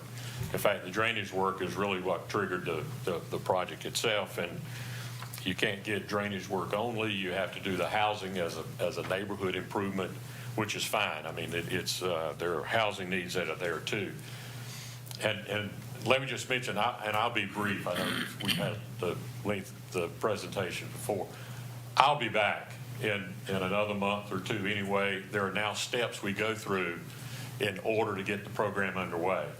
In the past, I've been doing this a long time, we've been able to the regulations were such we could pretty well get a project started within 90 days of getting an award. That is now a minimum of 5 to 6 months, and it's not based on anything the county can do. It's based on there are statutory, regulatory timeframes that exist for a number of these preliminary activities that we have to accomplish, and I will just go through and just highlight, not all of them. The list is 2 pages, so I'll just highlight the categories. So you'll know that when we come back, you'll know what it's all about. It's kind of 3 sections that we go through before we can actually get the project underway. By the way, the project's to be completed by October next year. We're looking at being able to bid the housing and the storm drainage work in October this year. And of course, we anticipate that will be completed next summer. So we're looking at it finishing before the end of the project period. The 3 categories that they require are, first is going to be adoption of policies and guidelines in a CDBG motive. The county has procurement policies, purchasing plans, everything else. Well, now we take that, we convert it into a CDBG format. There are 15 or so of those policies and plans and guidelines. All have to meet state and federal requirements. The county has been to this rodeo before. We've done it with all the previous CDBG projects. We actually, when the CDBG DR started, the first thing we did was adopted these same 15 policies and guidelines. That was when the county anticipated managing the program, and the state just obviously took that over. So there never was an implementation for those plans and policies. They largely center around anti-discrimination sorts of things in handicap status and in age, race, et cetera. There are policies in terms of is the county's facilities handicapped accessible? A lot of it is simply paperwork exercise, go through, fill out the forms, and board approves it. We send it to the state, and that's it. In other words, government red tape. Yeah. What we have to do is go through these things every single time to see if there has been any change, update, revision that has to be incorporated. I mean, I've got templates of all of them, but I just can't send them in to you because the process is you go through and you do another evaluation. Has there been any changes, updates, and so forth in those documents? And that's called the compliance plan category. The next one is analysis of impediments to fair housing. This is another one of those because you receive federal HUD money. Now, this doesn't go with other federal money. It only goes with federal HUD money. We'll do analysis of impediments to fair housing. It'll take 4 months, and it involves survey work of the board of realtors, banks, property managers, et cetera, to ask questions about had there ever had instances of racial discrimination in housing, either sale, rent, lease, et cetera. We'll contact state agencies to that effect. There is a whole section of census data that we go through to try to analyze categories of information. We will have a meeting inviting people to come, and we'll talk about fair housing efforts. During the course of the program, a spinoff of this particular document, again, it has to go to the state and be approved, is what's called a fair housing plan, and that'll actually be one of those compliance items. Every quarter, we will undertake an activity to promote fair housing within the community. It may be an advertisement, it may be posting notices, it may be specific information provided to real estate firms and so forth in order to demonstrate that the county promotes fair housing and non-discrimination.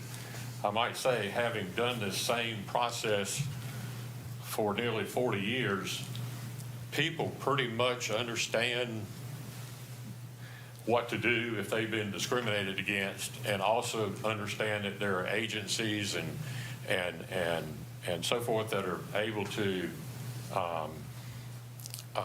that they can go and talk to or file a complaint, et cetera. I mean, we've got North Carolina Human Relations Commission that handles all those. So it has now become more of a repetitive process, but it's a HUD requirement, and we have been undergoing these same activities on a quarterly basis with all grants, like I say, for a long time. But there may be somebody out there that's new that may not, and if it gets that information to them, then it satisfies the objective.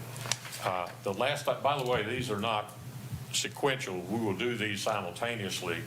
The third category is environmental review. You know, there are people starting out repairing houses on their own every day. In North Carolina, there are people tearing houses down, putting a brand new modular or something on the site. And there are people cleaning out ditches and laying some pipe.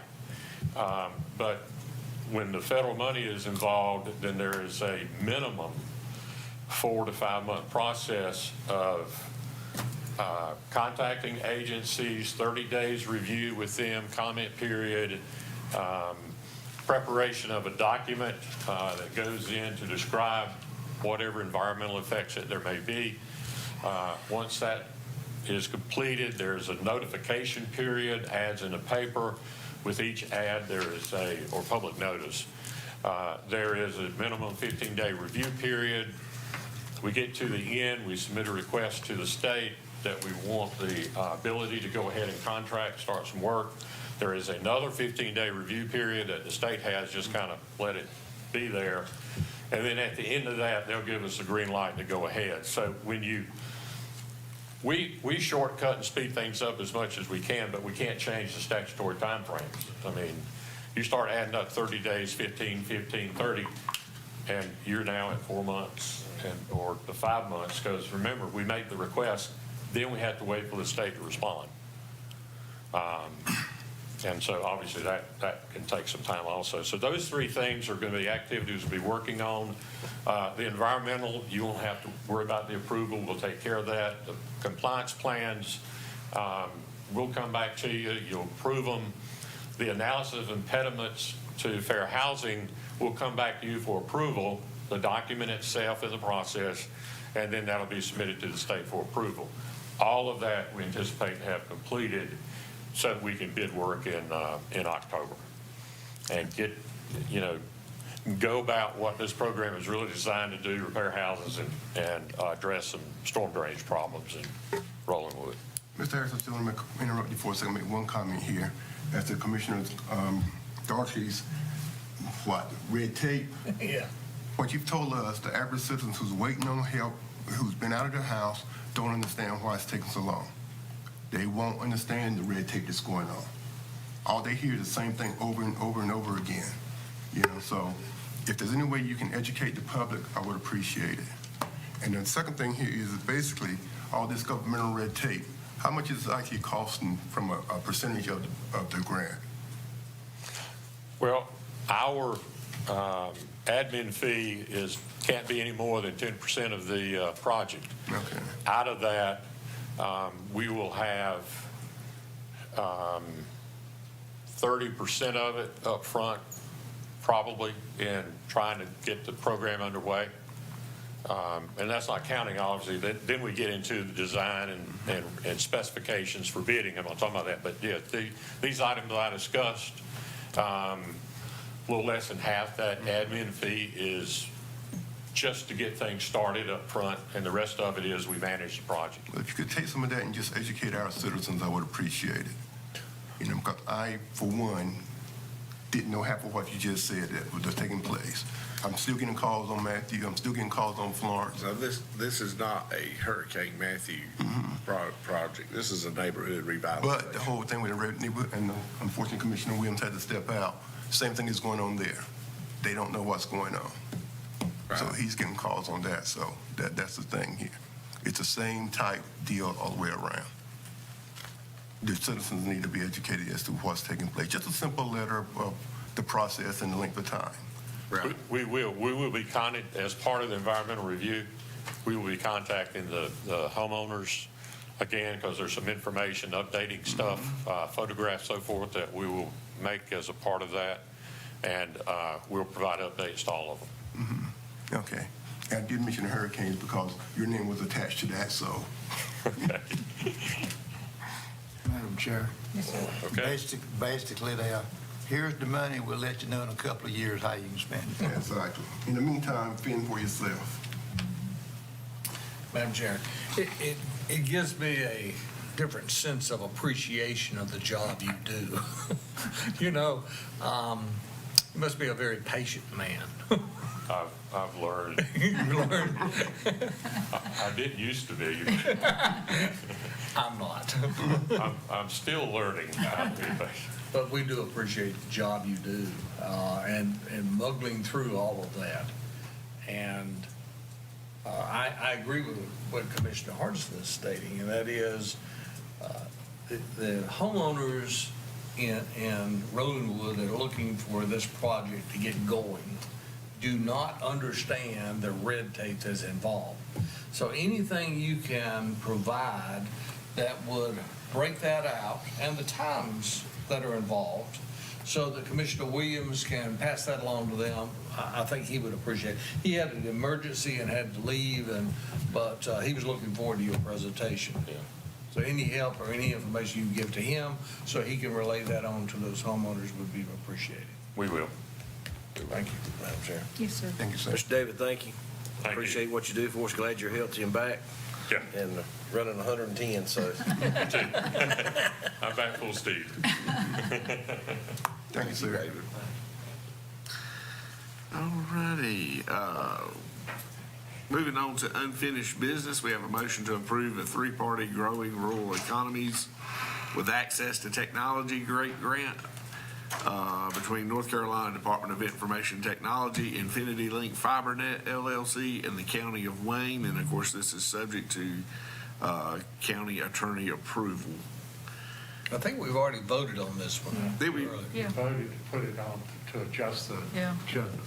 Oh, okay. To add the attorney. How it's listed Is now. Andrew going to speak on this, or we, Can again? Yes. If I you mean, like. is it, not that it matters?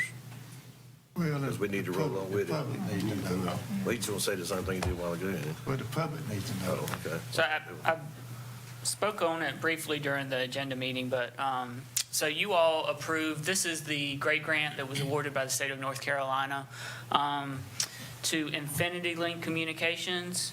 The total project cost is approximately $2.7 million, and our match is 15% of that, so it comes down to about $475,000. When we applied for this grant, you all voted to designate American Rescue Plan or ARPA funds for this.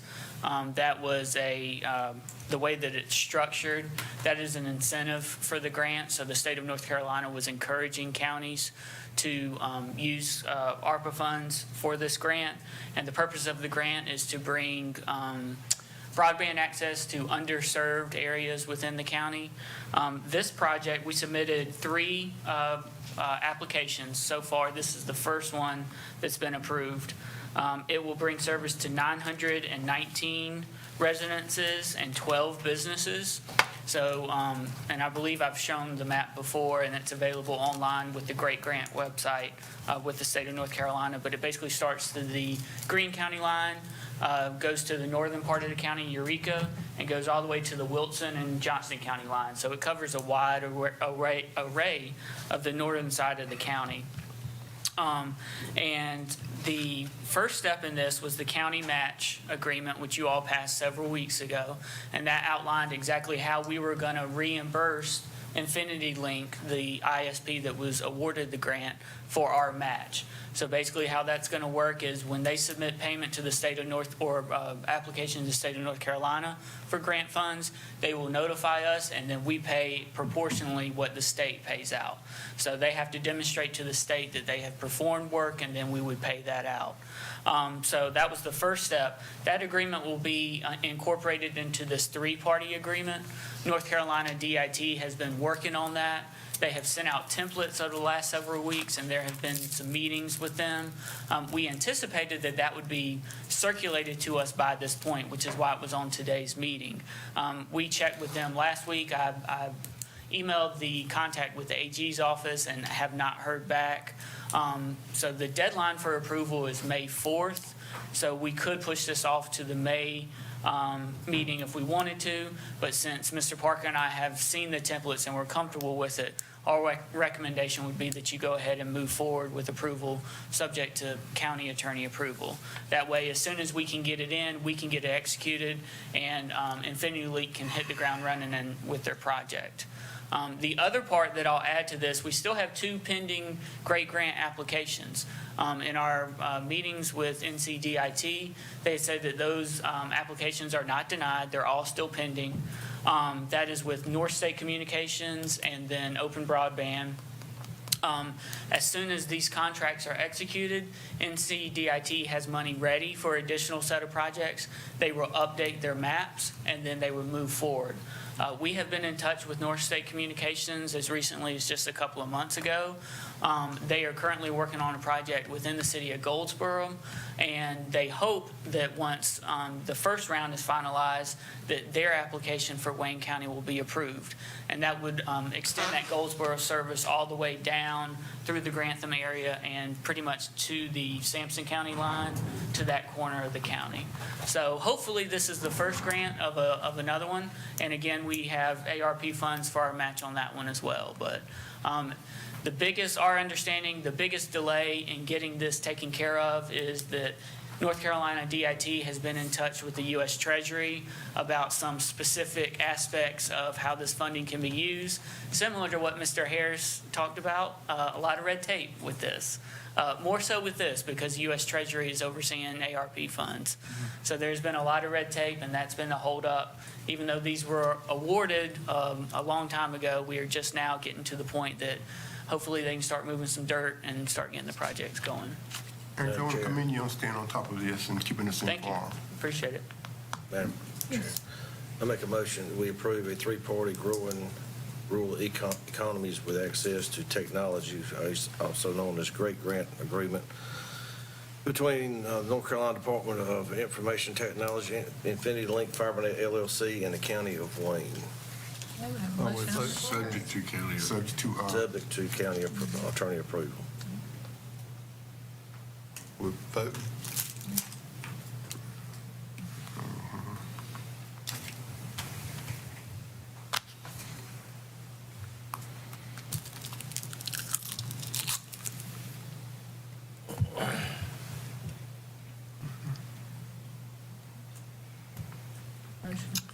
And I will get that, the map that I mentioned, I'll be sure to get that out to Joel. So if any of the people in that part of the county have questions about where service is coming, they can go on the North Carolina website and see where those affected communities will be. The good news is, once these lines are down, the ISB can use that for more expansion at their own cost. So the idea is we use the grant to get the original lines out there, and then hopefully it just keeps expanding throughout the county. Hey, Kayla, I'm sorry, but can you make sure that's the motion is amended? Yes. Okay, thank you. Thank you, Andrew. All righty, we move on to the consent agenda as we reviewed in our agenda briefing. Ask for approval of that. Madam Chair, I make a motion that we approve the consent agenda. Have a motion on the floor to approve the consent agenda. You may vote. I have a question. Yes. Sheriff, you're good with your agreement with Pikeville Fire Department for right now until we can make different arrangements? Yes, sir. And please pass on that this board appreciates them providing that facility, because we know it's going to be an inconvenience to them at some point and some time. But I felt like that was the most centrally located place that you could find, and you're dealing with a bunch of great people in Pikeville. So just pass on to them that we're really appreciative of letting them, you put that truck in there until we can find a better place. Hey, Chair, after 9 months, if our facility isn't completed, then Kendall's gonna pay for the rent out of it. Well, I can promise you ain't gonna be done in 9 months.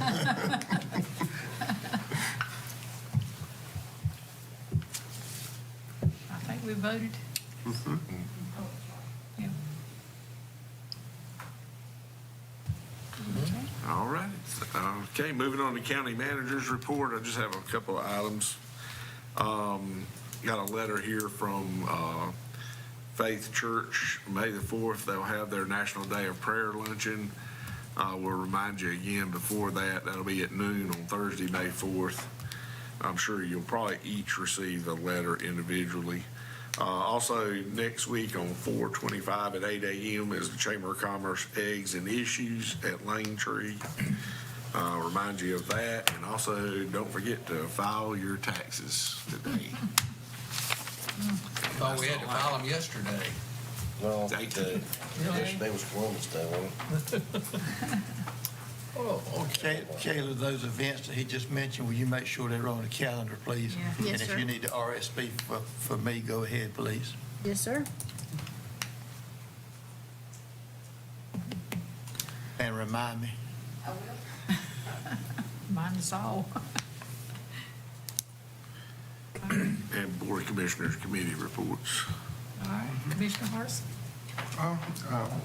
As most of you know, I took a vacation last week, over the last 2 weeks. But the one thing that really kind of put a downer on the vacation was the news that came out of Goldsboro. Yeah. About the death of the young person. And I think one of the problems we have right now is there isn't anything for young people to do. They congregate unsupervised and so on and so forth. There's some good kids out there, but the good kids are basically intermingling with the not good kids per se. And we as commissioners, as a community, we've got to do something to look at for our young folks. What that is, I don't know. Don't have a solution. Couldn't pull anything out of the air. But the young people are our future, as they used to say. And we need to come up with something to do. And blaming government, blaming county officials, blaming the sheriff, and even blaming the parents is not going to solve the problem. Madam Chair, that's all I have to say. I'm going to be a little lengthy this morning, please. A couple of questions for Mr. Crumpler. Where do we stand on the Madison Avenue project? Madison Avenue project? Yeah, the EMS station. Well, the city made us an offer, gave us an offer. We declined it. We're occupying the building. We finished completing the renovations. We have an agreement with the city to occupy it as long as we run it as an EMS station. And so until such time as we make other arrangements, we're occupying the building. But they never gave us agreement on taking possession of the property. We're keeping it up. They made an offer that we could purchase it. And they're wanting to sell us a building that they don't have not a dime in, that the building was built by the old Goldsboro Rescue Squad with the agreement that the county could have the building as long as it was used for that, but now the city wants to sell it to us. Yes, sir. Well, you know what my opinion is. I will not state my opinion on TV while the cameras is rolling, but you know what my opinion is? Yes, sir. Okay, and also, you know what my opinion is. I would like to meet with some of the officials at Seymour Johnson, because I get pressure on the response time for the base, which I don't think we've got a big response time problem, but they do, and we need to deal with it. I want to meet with someone for the base, Colonel McHaney or someone, and I know you've looked at property at the Meadow Lane School. I'm tired of dragging our feet on this. I want to see if we can get some property from the base on Elm Street or Meadow Lane School. I'm not saying that we can make either one of them projects work, but I want to move forward and see what we can do to help accommodate the base on that response time. We've already taken those steps, sir. Well, if you are, that's fine, but you know, I'm getting pressure from the base, and I don't think the folks all on the county, but then again, that's a vital operation in Wayne County, second largest employer, and I'm tired of dragging our feet. I'm not saying y'all are dragging your feet. I think the biggest part was some of the hold up with the city, but I want to see this project move forward. And also, where do we stand on the budget process? I've been out of place for a few days, and are we moving forward with the budget process in a timely manner? We're meeting our budget calendar that we released and we went over. We just completed our departmental meetings.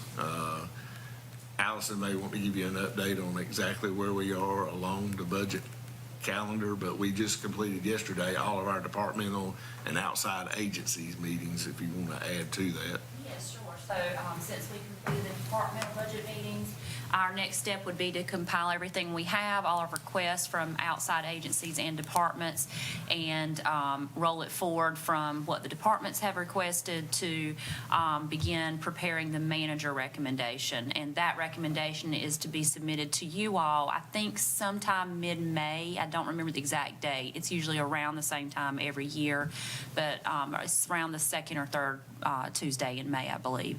After that, we will schedule work sessions that are pretty much at your pleasure, whatever y'all would like to do. And then I think we have it scheduled in early June for public hearing, and then you can decide on the vote. Okay, all right, and also, you know, I do not get involved in the department head budget meetings. I feel like that we have the confidence in our department heads, our supervisors, and I think they've been dealing with, I speak for myself, for being on this board for several years. I think they have finally realized that you don't put a bunch of things in that you want, not necessarily what you need. I think they've got that message. I have all the confidence in the world in our department heads and supervisors to put in what their budgets, what they need, and I certainly don't want to second guess them on some things. I feel like that what they're putting in their budgets they need, and just keep in mind anything that we pull out of their budgets is probably being a disservice to the communities, to the citizens of Wayne County, and I quit at that. Yes, sir. And one more thing, Madam Clerk, I hesitated on bringing this up. The ones that are watching and the ones that will be watching in the future, pretty obvious you can look at me and tell I've had some health issues. We've got those health issues straightened out. I'm on the mend. Just give me a few days, I'll be back at 100%, and this old boy ain't going nowhere. We'll see. Mr. Doctor.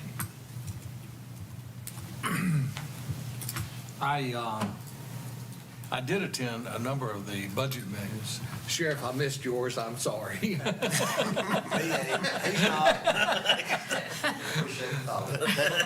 That cost me a lot of money, Larry. But those meetings are very, very informative.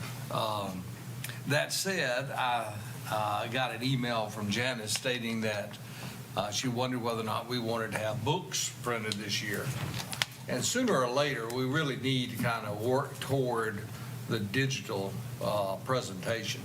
One of my concerns was if it's in a digital format, that as we are going through that on our iPads, that we are able to highlight and make notes and later pull those back up.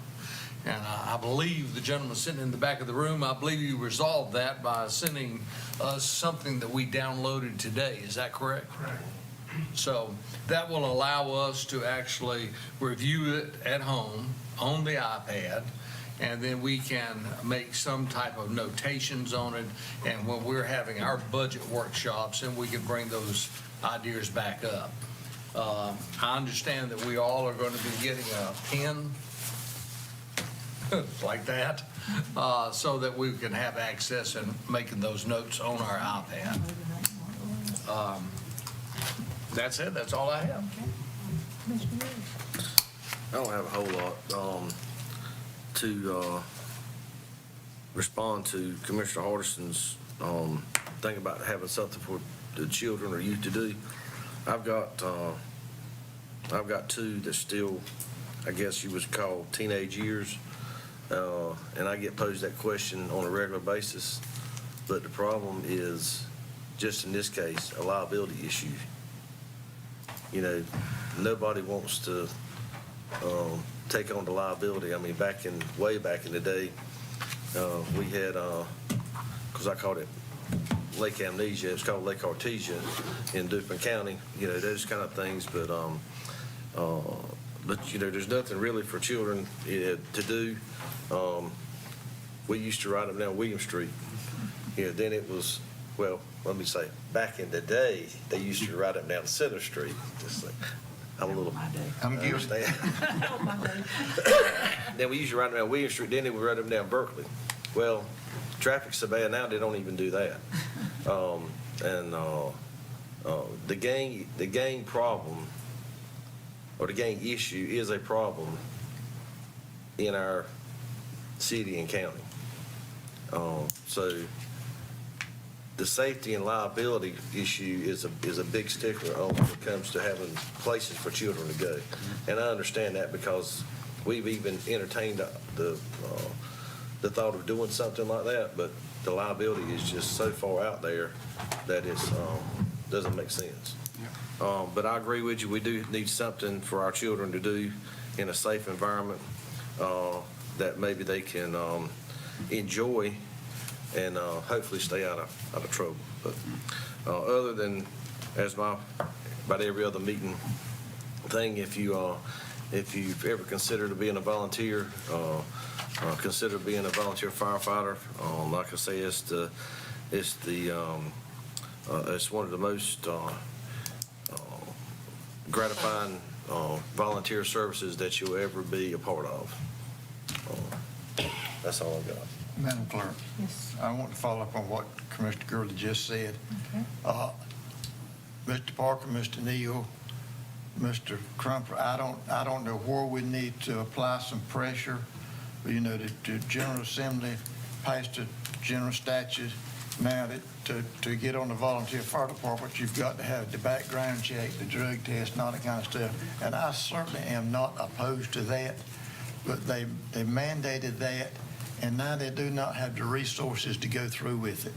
On the department I'm on, we've got 2 seasoned firefighters that just moved into our neighborhood, cannot get on our fire department because of the red tape and getting those background checks. And I don't think the drug test is that big of a deal, but the background checks, no, the state does not have the facilities and the personnel to get the job done. And we've got two men right now that want to get on our department that cannot because of that, and they're getting frustrated. and every other department in the state is having the same issue, and somebody has got to apply some pressure somewhere to speed that process up, because all the departments were already short-handed. I know Nahana right now is 8 short-handed. Here's 2 we can pick up and can't pick them up, and something has got to be done. Well, let me ask you a question. Do you know where it initiated at? I know it was in the southern part of the state. I'm talking, did it initiate in the General Assembly, or did it initiate through the State Fire Marshal's office? I don't know. I do not know where the problem at, but the problem's there. Well, if we'll inquire to see where it started at, we might understand the reason behind it. Well, I mean, I do not understand the reason, but I know the problems are. And look, my department is not the only department that's having this issue. I mean, and, you know, it's one thing to take a rookie in and have to train them, but when you got 2 seasoned, trained firefighters that want to get on and they can't. I mean, they can go, they're going to our meetings and standing there with their hands in their pockets. They can't answer fire calls. It's just, it's frustrating. More red tape.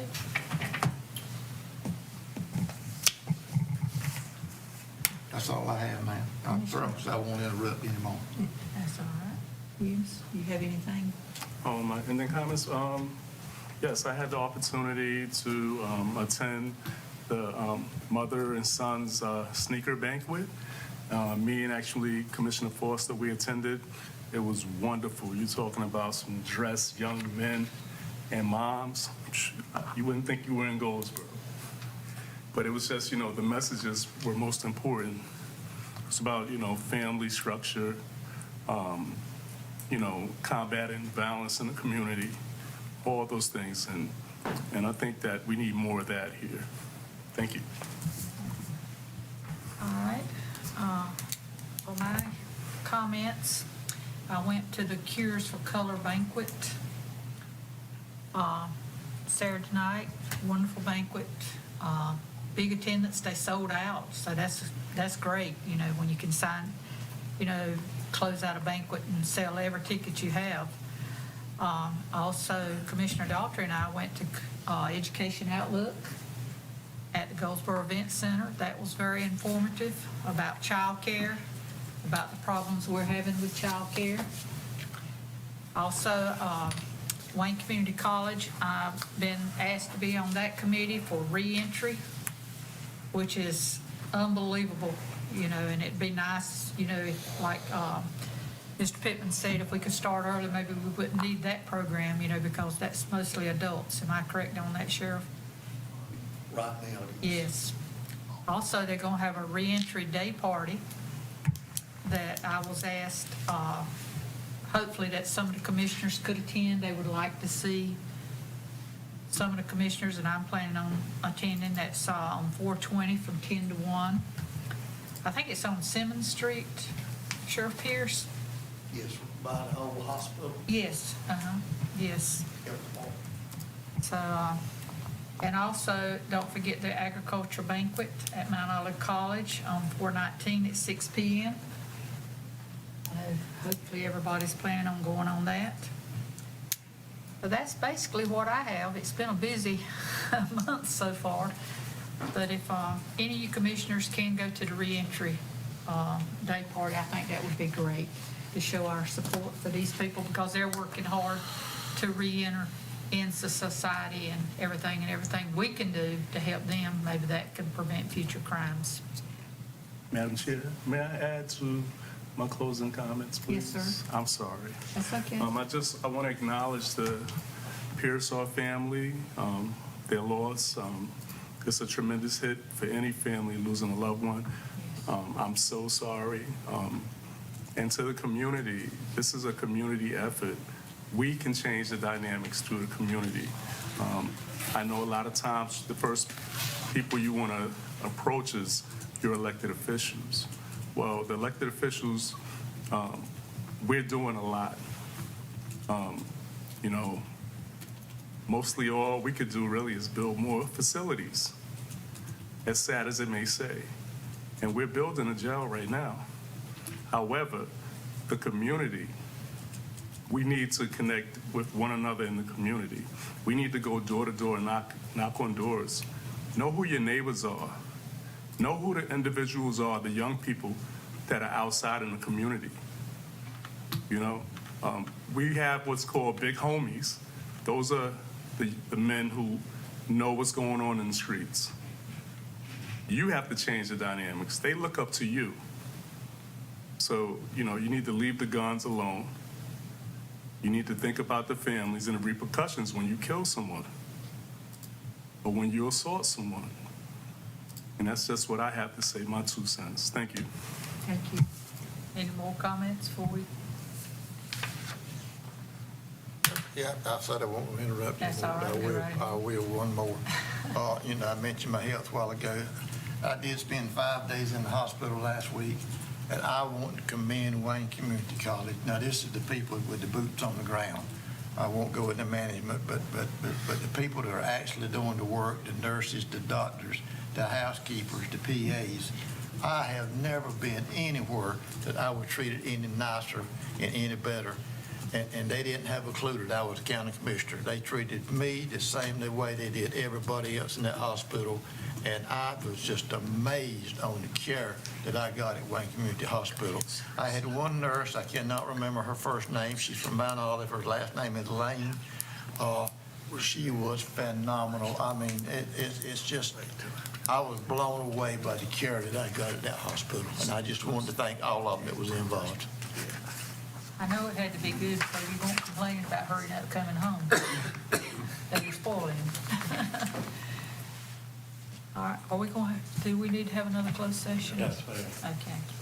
Madam Chair, I make a motion we go into closed session for For the same reason that you want to be today. Okay, we got a motion on the floor to go in closed session. How do you so vote?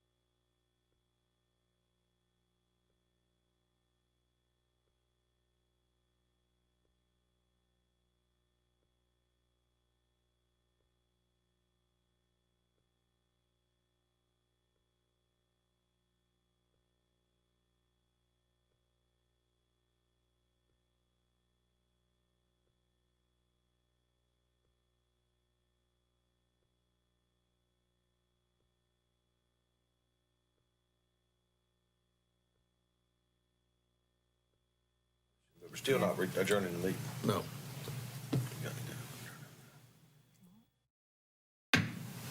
Okay, we're back in open session. Madam Chair, I move to extend the lease with SunTree Foods until April 30th of 2024, subject to the following. Purchase price will be $2.1 million.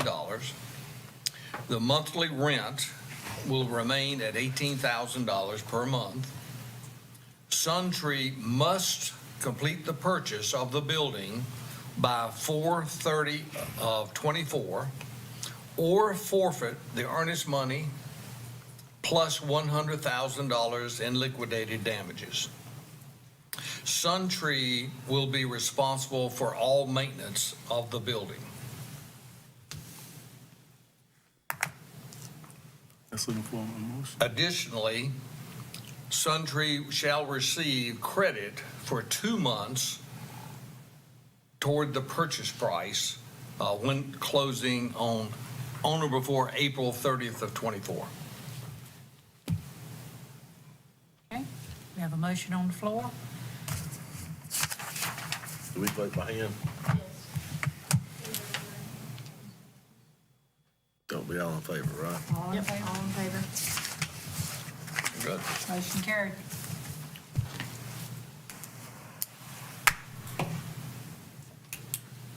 Ms. Parker, do we recess to go out or do we adjourn?